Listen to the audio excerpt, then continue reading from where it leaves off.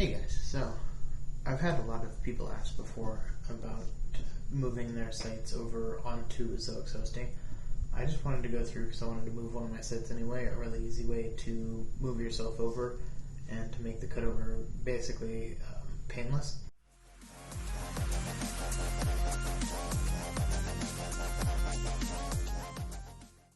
The easiest way has always been to just go add new on the plugins.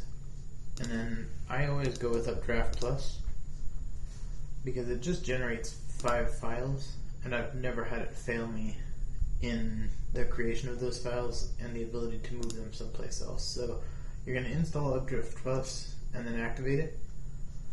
And when you scroll down, you'll see it in here. You'll want to go to Settings. What you want to do, see, look, I have some old backups. I'm just going to delete everything.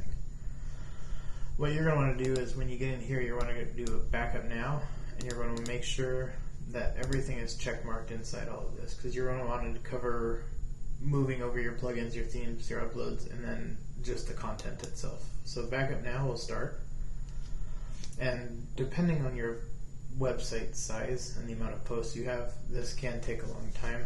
For this one with 30 posts, it's real fast. And then you're going to go down here and you're going to open up each one of these.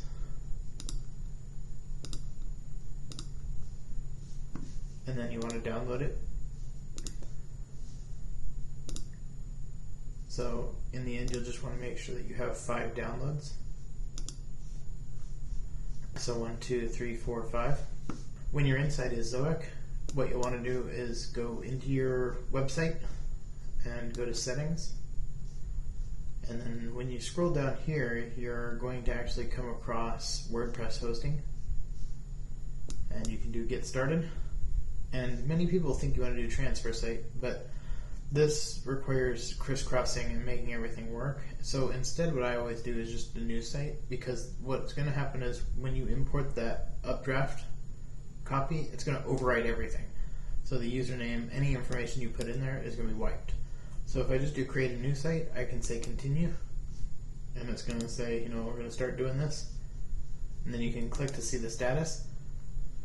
And then I'll pause in between here until it's done. This can typically take somewhere between like 2 minutes to 5 minutes to get through this whole process, so we'll resume back in a second. Alright, as you'll see, it's starting to finalize here now, and it's getting towards being done.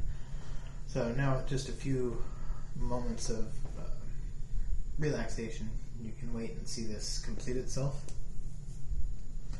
And since you're already feeding into Ezoic, what was pointing to your server IP, with this means they just changed the IP over to the new instance of this server once you say go live, which means the cutover is instantaneous and not seen by anybody. So it's about as painless as it can be, and speed-wise, my sites are still anywhere between an 80 to 100 on the page speed scores. I have people spend months trying to make their score go from a 91 to a 95, where 10, 20 more pieces of content would be much more valuable to you than the tiny speed bump. I'm just saying, don't get bogged down on speed one way or the other. This can be fast. If you run 76 plugins and a WooCommerce store, it's probably not going to be fast, but you don't get the same ability to fine tune any of the server side. So if you're somebody who likes dials and changing things, this won't be the solution for you anyway. If you're just somebody looking to host your content someplace other than like a really sad host like Bluehost or something, this is definitely a step up regardless, and easily gives you a place that will save you money long term. This will also, by nature, give you the same handicap later. Should you choose at some point to move from Ezoic, then you're going to have to make a backup of your site then and move it to a hosting somewhere outside anyway, because you won't be on Ezoic anymore. So there is some caution in doing this, but this website is a long way off from 50,000 sessions. So putting it on here means that I could alleviate, on Cloudways with a $13 server, 24 months. I mean, that's $200 savings, which would be a lot of posts if put directly into buying posts for the site instead. So you do have to weigh some of the pros and cons and where you're at. There we go. Okay, so what I always do is set life. This will change all of your settings and make this site be the permanent version and route you away from the current host. So you want to start with preview site and turn on the preview, and then you should always use HTTPS, so leave that on. This is going to load the preview, and like I said, this is all just the setup dialog for WordPress, so you don't really care. Set your language, set all these things that you want to set. It doesn't matter what you set them to. You're going to overwrite all of this with your upload. So we're going to go ahead and put the things in that we need to put in and just say install WordPress. And then what we're going to do is do login, which will take us in. And now once you're in here, if you're like me and you've updated, I need to move to 5.9.3 because my backup is on a 5.9.3 version of WordPress.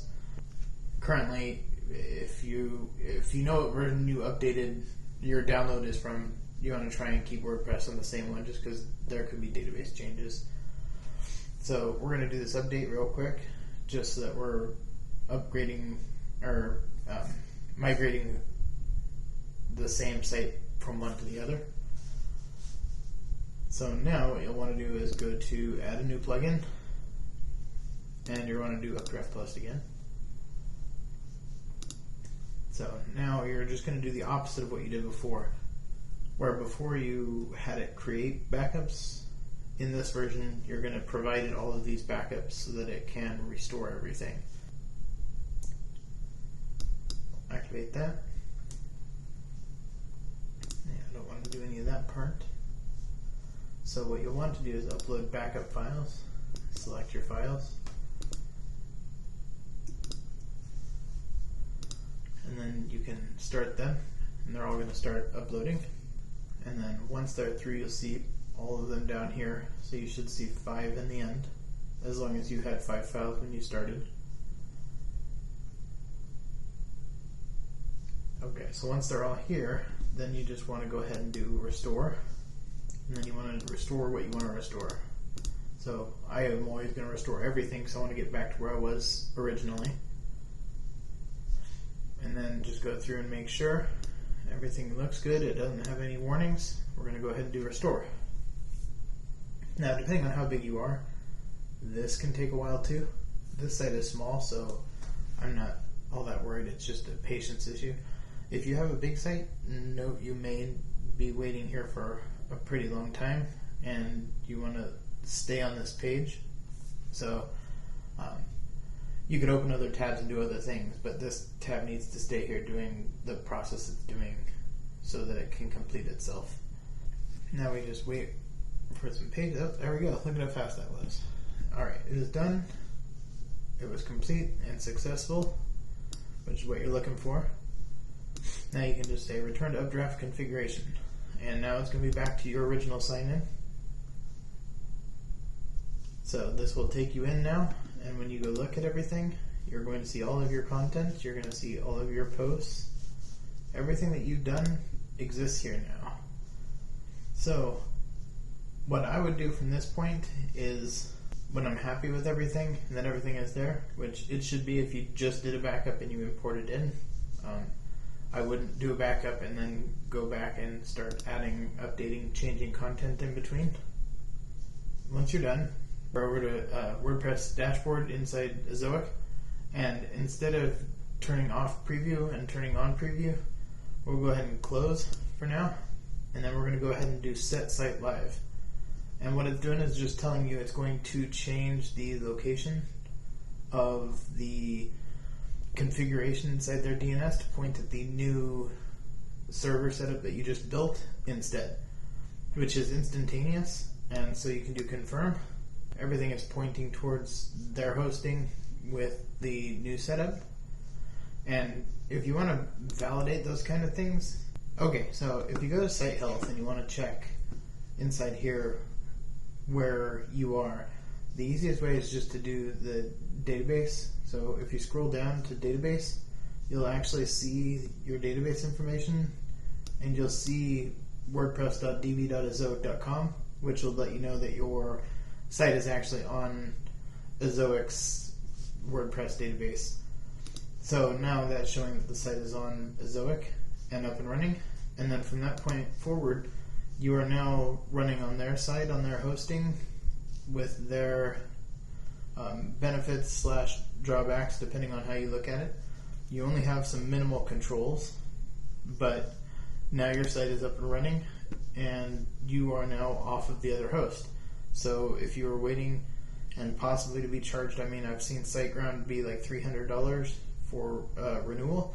This could cut that $300 down to $0 for you while you grow your website and focus on building instead of managing the site.